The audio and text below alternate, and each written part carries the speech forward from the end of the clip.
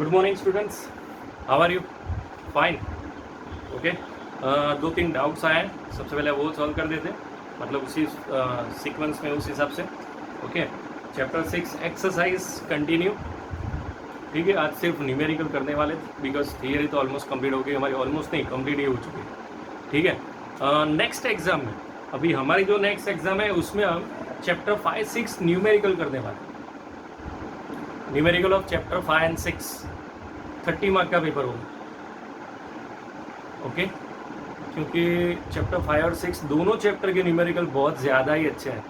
Chapter 5 के तो आपको चलो याद भी रह जाएंगे, लेकिन चैप्टर 6 में अगर आप प्रैक्टिस नहीं करेंगे तो न्यूमेरिकल याद नहीं रहेंगे। ओके, मतलब अच्छे से प्रैक्टिस करनी पड़ेगी, और उसी वजह से हम ऐसा हो तो सिर्फ चैप्टर 5, 6 की न्यूमेरिकल की एग्जाम रखना, ओनली न्यूमेरिकल। ठीक है, फिर मैं बाद में डिटेल में थोड़ा अनाउंस करूँगा, लेकिन मैंने आपको सिर्फ ये बता दिया कि आप लोग ध्यान रखना है। ठीक है, तो स्टार्ट कर रहे हैं आज अभी। Chapter 6 exercise question number 6 point हो गया है। 6.5 से स्टार्ट करते हैं, 6 और 6.5, और उसके बाद 6.8 में डाउट है, वो सब भी सॉल्व कर लेते हैं जल्दी से। Exercise 6.5 question number 1, the casing of a rocket in flight burns up due to friction. At whose expense is the heat energy required for burning obtained, the rocket or the atmosphere? Okay, जो rocket motion कर रहा था वो होता है, okay, space पे या ऊपर पे, तो वहाँ पे वो जो फ्रिक्शन फोर्स लगता है वो किसकी वजह से लगता है? रॉकेट की वजह से, एटमॉस्फेयर की वजह से? Your answer is rocket. Answer क्या है अभी आपका? रॉकेट। वो मैं दिवाली वाली बात नहीं कर रहा, वो तो अभी दे रहे, वो वाले रॉकेट की बात नहीं कर रहे जो ऊपर स्पेस में होता है ना, मतलब स्पेस पे या उससे ऊपर नीचे जो होते हैं, हम यूज कर रहे हैं फ्लाइट और वो सब। Done. Next, comets move around the sun in highly elliptical orbits. The gravitation force on the comet due to the sun is not normal to the comet's velocity in general, yet the work done by the gravitation force over every complete orbit of the comet is 0. Why? Okay, भाई comet में ये पूछ रहे हैं वो लोग कि भाई जो कॉमेट रिवॉल्यूशन कर रहा है, मतलब जो सर्कल सन के अराउंड में जो मोशन कर रहा है, उसका एक सर्कल के बाद आंसर 0 आ जाएगा। Okay, due to gravitation force की वजह से जो वर्क होता है वो, नो, इट इज़ नॉट 0। ये सब चीज़ें हम सब के लिए ही अप्लाई होती है, नेचर के लिए वो अप्लाई नहीं होता है। वन मोर टाइम, ये सब चीज़ हम सब के लिए ही अप्लाई होती है, मेरे लिए, आपके लिए, उसके लिए, उसके लिए, फिर वो बैठा है वहाँ पे और वो उसके पीछे बैठा है, उसके लिए अप्लाई होती है। ओके, नेचर के लिए ये सब अप्लाई नहीं होता है कि भाई चलो मैंने यहाँ से स्टार्ट किया, फिर पूरा चक्कर घूम के आया तो मेरा वर्क 0 क्योंकि डिस्प्लेसमेंट 0 है। ये सब नेचर पे अप्लाई नहीं होता है। ठीक है, तो ये आपका आंसर आएगा no, because the gravitation force is not conservative force.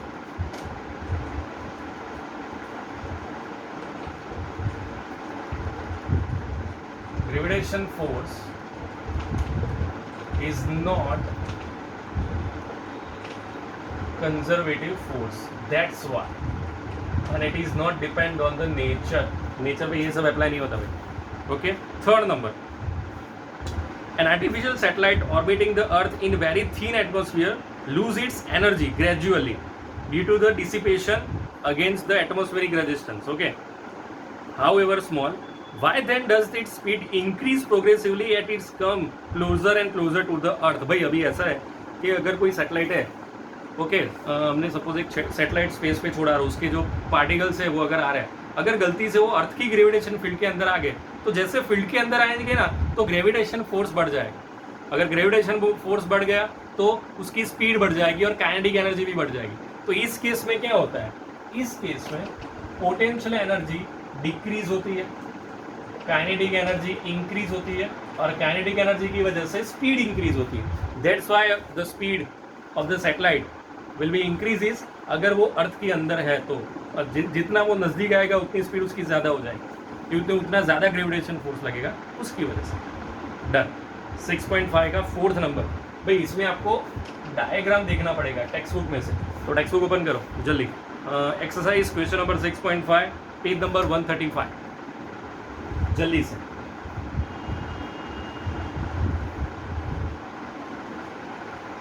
Okay, अब वो डायग्राम देखो, दो आदमी है, फर्स्ट एंड सेकंड दोनों अलग अलग कंडीशन के लिए दिया है। फर्स्ट कंडीशन कैसी दी है भाई कि सपोज ये बॉल है, मैं उसको ऐसे फोर्स देगा, और दूसरे में क्या दिया है, सपोज कि भाई यहाँ पे एक पुल्ली लगाई है और उसको मैं ऐसे खींच रहा हूँ, ऐसे, ओके, और यहाँ पे मैं इसको ऐसे फोर्स दे रहा हूँ। तो सबसे पहले मुझे अब ये बोला है कि दोनों में वर्क क्या होगा, ठीक है। तो सबसे पहले फर्स्ट पार्ट में थीटा 0, थीटा 90 डिग्री, सॉरी, अगर मैं ऐसे फोर्स दे रहा हूँ वॉल को तो थीटा क्या हो जाएगा, 90 डिग्री।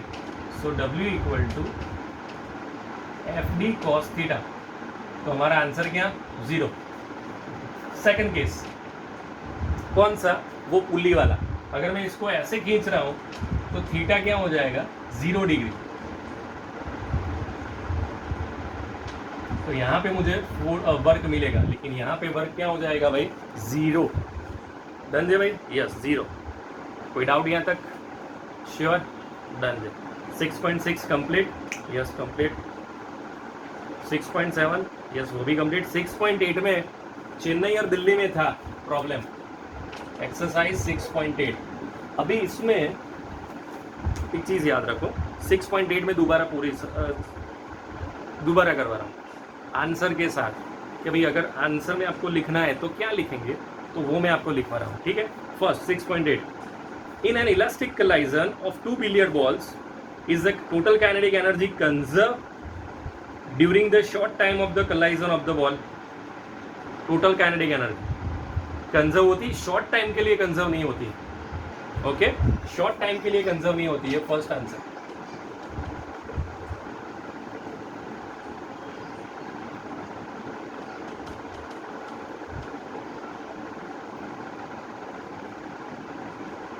भाई ये फर्स्ट आंसर। अभी second, is the total linear momentum conserved during the short time of the elastic collision of two ball। elastic collision, okay, तो यस यहाँ पे टोटल मोमेंटम कंजर्व होगा, total linear momentum is conserved। Third number, first और second दोनों के लिए elastic कलाइजन के लिए बात की है। तो थर्ड क्वेश्चन में ये पूछा है कि अगर फर्स्ट और सेकंड क्वेश्चन में से हम इलास्टिक की जगह पे इन इलास्टिक लग दें तो आंसर में क्या चेंज आए।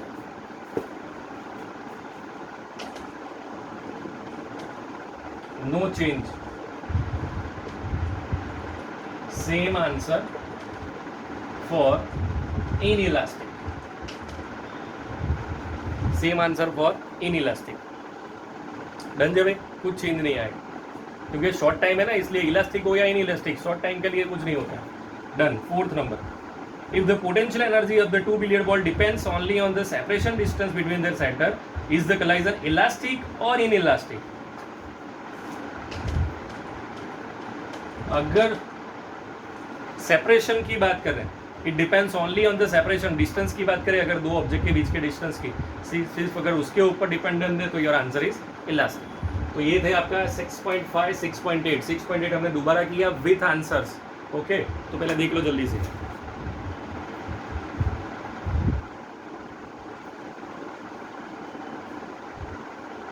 उसके बाद 6.9, 6.10 कर लेते हैं।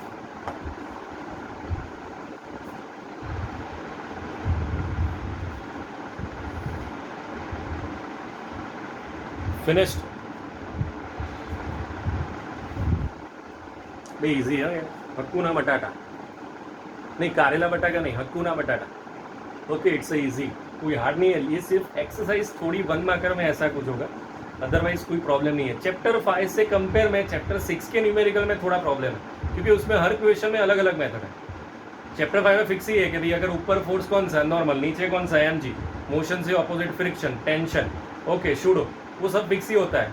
एक ऑब्जेक्ट, 4 ऑब्जेक्ट, 5 ऑब्जेक्ट, कितने भी, इसमें अलग अलग हो रहा है इसकी वजह से।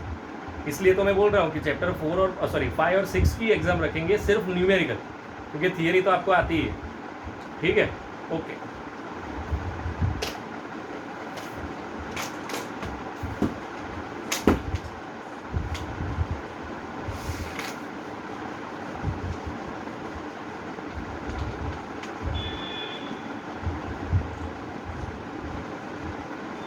Okay done. Next question 6.9.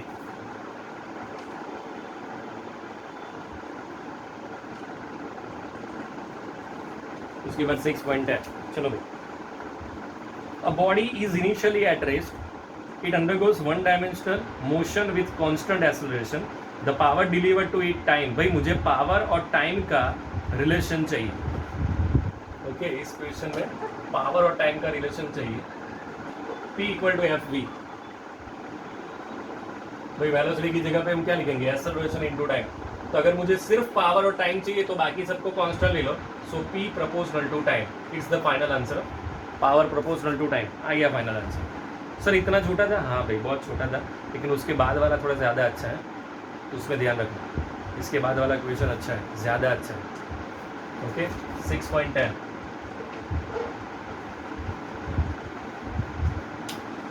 अब बॉडी नहीं भैया, body. A body is moving undirectionally under the influence of a source of constant power. Its displacement in the time is proportional to. भाई इससे पहले वाले क्वेश्चन में पावर और टाइम चाहिए था, इस बार डिस्प्लेसमेंट एंड टाइम चाहिए. फॉर्मूला पावर की यूज करनी है, लेकिन थोड़ा चेंज हो जाएगा. थोड़ा कितना? थोड़ा. चलो अभी मुझे इस फॉर्मूला में टाइम चाहिए और डिस्प्लेसमेंट चाहिए. जैसे मैंने यहाँ पे वेलोसिटी इक्वल टू 80 कर दिया था तो टाइम आ गया, तो अभी भी मुझे कुछ ऐसा ही करना पड़ेगा, लेकिन ध्यान से. Acceleration equal to velocity upon time. So mv square upon T. अब मुझे v की जगह पे डिस्प्लेसमेंट चाहिए, तो velocity equal to distance upon time और डिस्प्लेसमेंट अपॉन टाइम. ठीक है, तो यहाँ पे हो जाएगा m d square upon T square, और ये t तो है ही हमारे पास. चलो अभी हमें क्या चाहिए पूरे इक्वेशन में? सिर्फ डिस्प्लेसमेंट और टाइम चाहिए. So D square proportional to T cube. लेकिन मुझे सिर्फ डी चाहिए, ओनली डी. तो अगर मैं यहाँ पे डी कर रहा हूँ तो यहाँ पे क्या हो जाएगा? 3/2. ये 2 यहाँ पे चला जाएगा ना, 3/2. So this is the final answer. Displacement proportional to T raise to 3/2. देख लो दोनों क्वेश्चन शांति से.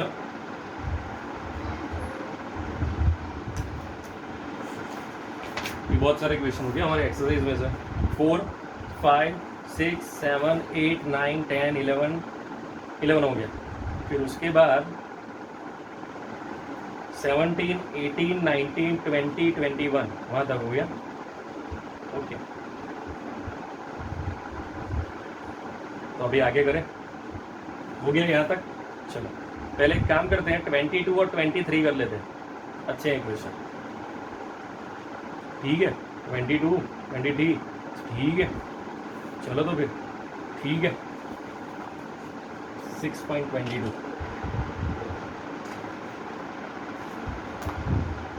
अ person trying to lose weight. मेरी तरह. Just kidding. नहीं seriously. A person trying to lose weight lifts a 10 kg mass 1000 times. Super.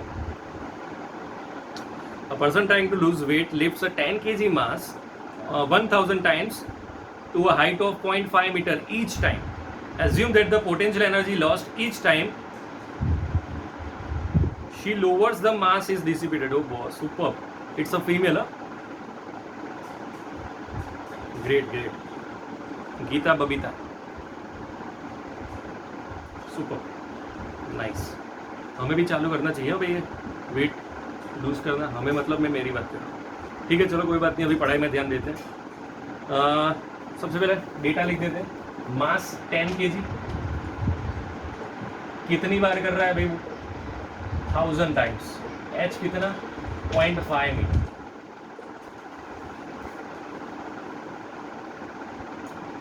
How much work does she do against the gravitation force?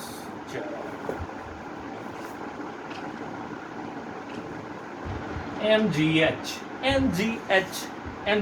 लेकिन कितनी बार करना है? 1000 time. चलो ये मास 10, g की जगह पे 9.8, यहाँ पे 0.5 और यहाँ पे 1000. तो चलो ये पे 5000 या फिर एक काम करो ना 598 इंटू 500. 98 इंटू 500 करो भाई कैलकुलेटर, मेरे पास नहीं है, मोबाइल है, अगर मैं मोबाइल ले लूँगा तो आप क्या करेंगे फिर, यहाँ से लेना पड़ेगा। 98 इंटू 500, अगर 100 होता तो 50,000 आता, लेकिन यहाँ पे 49,000 समझ भाई, 49,000। So first answer 49,000 joule, 49,000 joule. कोई डाउट? ओके, देख लो जल्दी।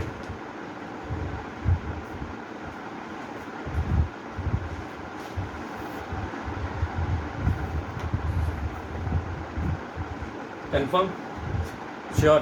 तो अभी आगे जा रहे हैं हम। उसका सेकंड पार्ट, ये 49,000 याद रखना।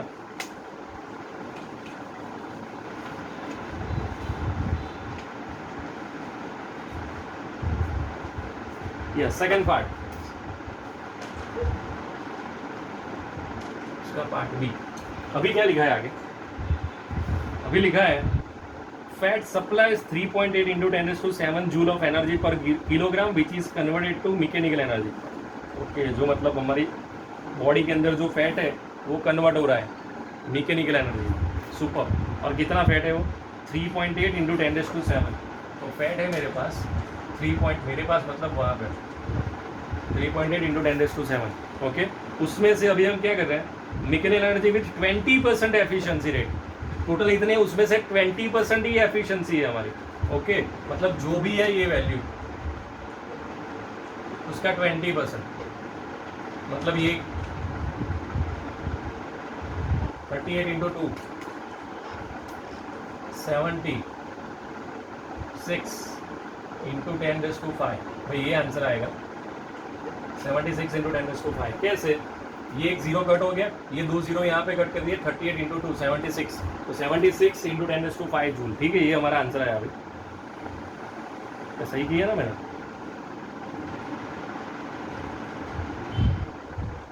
सही किया, परफेक्ट। तो अभी क्या करना है हमें?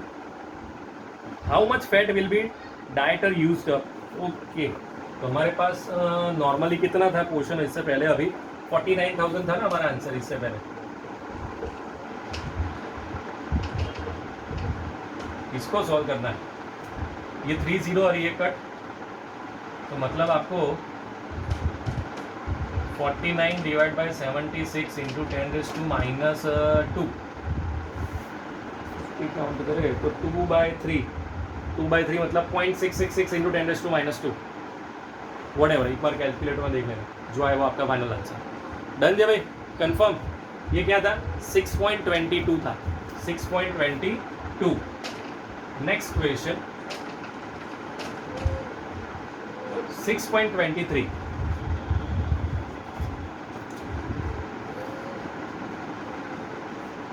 सर आप वो बोलेंगे कि सर यार इस चैप्टर में क्वेश्चन कैसे है? सर भाई ऐसे ही है भाई, क्या करें, कोई ऑप्शन नहीं है हमारे पास। आई अंडरस्टैंड कि चैप्टर 6 के क्वेश्चन है ही ऐसे, ओके, लेकिन हमारे पास कोई ऑप्शन नहीं है। चैप्टर 5 के ईजी है, चैप्टर 3, 4 के भी ईजी है, 7 के भी ईजी है। उसमें भी फिर अगर फॉर्मूला यूज़ करें तो उस हिसाब से आंसर आ जाएगा, रोटेशनल मोशन और वो सब, सेंटर ऑफ मास में सब। चैप्टर 8 में भी ईजी, लेकिन इस चैप्टर में हर क्वेश्चन में अलग अलग, हर क्वेश्चन में अलग अलग, इसीलिए तो न्यूमेरिकल पे ध्यान रखना है आपको। चैप्टर 6 में बहुत ज़्यादा ध्यान रखना आप लोग, ठीक है? अच्छा, वो एक मैं भूल गया, वो डिलीटेड सिलेबस का आपको मिला कुछ इन्फॉर्मेशन? ठीक है, तो एक काम करते हैं, नेक्स्ट लेक्चर में उसका करेंगे। मतलब मैं आपको पूरा दोनों टेक्स्ट में जितना भी डिलीटेड पोर्शन है वो मैं आपको बता दूंगा, लेकिन करना सब कुछ है A to Z, पूरी टेक्स्ट बुक करनी है।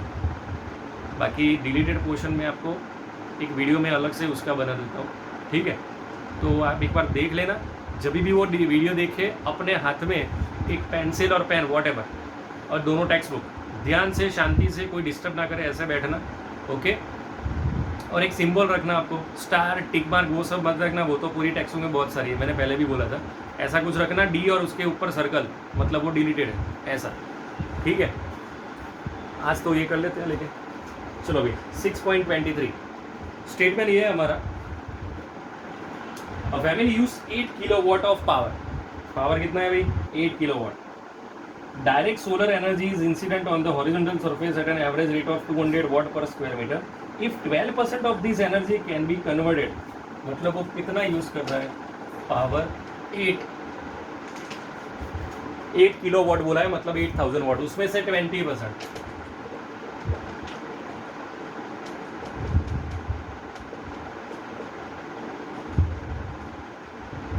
1600, उसमें से भाई ओके देखो भी ध्यान से, direct solar energy is incident on the horizontal surface at an average rate of 200 watt per square metre.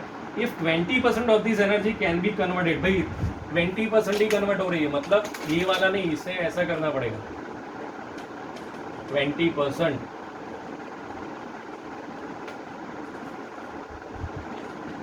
Means your answer is 40,000. Okay यहाँ पे क्या आएगा 40,000, मतलब 40,000 है, उसमें से 20% यूज हो रहा है, मतलब 8,000 ही यूज हो रहा है. अभी हमें क्या चाहिए, उन्होंने ये बोला है कि 1200 वाट पर स्क्वायर मीटर, मतलब इतनी एनर्जी, और 200, सॉरी नॉट 1200, आज क्यों ऐसी गलती से मिस्टेक हो रही है भाई, 200 लिखा, so your answer is 200. Okay तो वो कितना एरिया वो कवर करेगा, 1200 मीटर स्क्वायर एरिया कवर करेगा. ओके अगर इतनी एनर्जी करेंगे तो. अभी ये पूछा है साथ में, it is a useless question, compare this area to that of the roof of a typical house. अब मेरा हाउस और आपका हाउस थोड़ा सेम होगा भाई, हर घर के ऊपर अलग अलग होता है ना भाई, तो उसको कंपेयर करना है. कोई बात नहीं, ये हमारा आंसर 200 आया, तो हमें मतलब ऐसा कोई लेनी है लेंथ कि जिसका आंसर 200 या उससे नियरेस्ट आना चाहिए. तो भाई इट डिपेंड्स ऑन कि भाई आप हर अलग अलग घर होते हैं ना भाई, किसी में लेंथ ज़्यादा डेप्थ ज़्यादा, मतलब उस हिसाब से तो कुछ भी 15 × 15. ओके ये टिपिकल हाउस मुझे ऐसा पसंद आया, तो आंसर कितना आएगा 225. आप ये भी ले सकते हो 14 × 14 196, दोनों में कुछ भी ले सकते हैं. ये नज़दीक है तो ये वाला ले, ऐसा कोई फिक्स नहीं है कि सर मेरा में 20/20 है, सर 50/50 100/100, नहीं इतना तो नहीं हो सकता, लेकिन कुछ भी हो सकता है यार, तो उसमें कुछ डिपेंड नहीं है, ये सिर्फ ऐसे ही है टाइम पास के लिए. कोई बात नहीं, लेकिन टैक्सों में दिया है मतलब तो हमें तो करना ही पड़ेगा. ठीक है, कोई डाउट? ओके भाई वो आपका 6.8 वाला डाउट कंप्लीट. ओके तो देख लो पहले ये क्वेश्चन ध्यान से.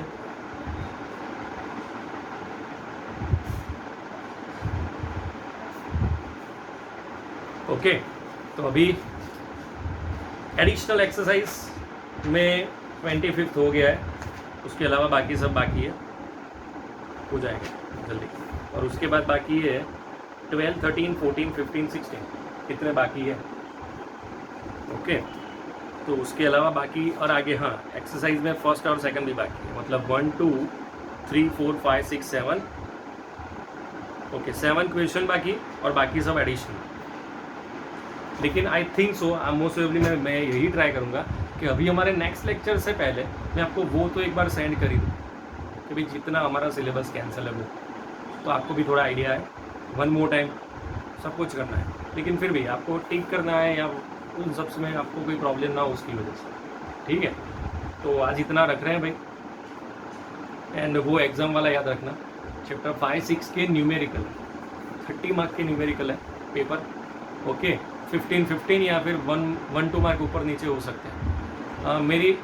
मैं ये सोच रहा हूँ कि चैप्टर 6 के थोड़े ज़्यादा न्यूमेरिकल पूछूँ. ओके क्योंकि वो चैप्टर थोड़ा हार्ड लग रहा है आपको इसकी वजह से, और एक्चुअल में है भी, लेकिन वो हार्ड नहीं है, सिर्फ न्यूमेरिकल में मेथड अलग अलग यूज़ होती है ना, इसकी वजह से आप जितनी ज़्यादा प्रैक्टिस करेंगे उतना अच्छे से हो जाएगा. और अभी भी एडवाइस दे रहा हूँ, एक फेयर बुक रेडी रखना. ये सब मैं जो आपको करवा रहा हूँ वो तो आप रेगुलर बुक में लिख ही रहे हैं, लेकिन जैसे एक पूरा चैप्टर कंप्लीट हो जाए, पूरी की पूरी थियरी. ओके और उसके बाद न्यूमेरिकल सीक्वेंस के हिसाब से, सीक्वेंस के, क्योंकि हम सीक्वेंस के नहीं करते, हम टॉपिक के रिलेटेड कर रहे हैं. सपोज मैंने वो लास्ट टॉपिक करा इलास्टिक कोलिजन, तो उस हिसाब से करना. तो उसके बाद पूरा चैप्टर हो जाए एक फेयर बुक, तो फिर क्या होगा एग्जाम में सिर्फ आपको वो फेयर बुक ही चाहिए. थियरी न्यूमेरिकल चलो हो गया, थियरी न्यूमेरिकल चलो हो गया अच्छे से. समझ में आ रहा है मैं क्या बोल रहा हूँ? ओके तो एक चीज़ ध्यान रखना. ओके ये कंपलसरी नहीं है, लेकिन आपके अच्छे के लिए. 12th में तो ज़रूरत पड़ेगी इसकी, तो अभी से प्रैक्टिस करो. डन. तो आज इतना रख रहे हैं. Okay bye bye.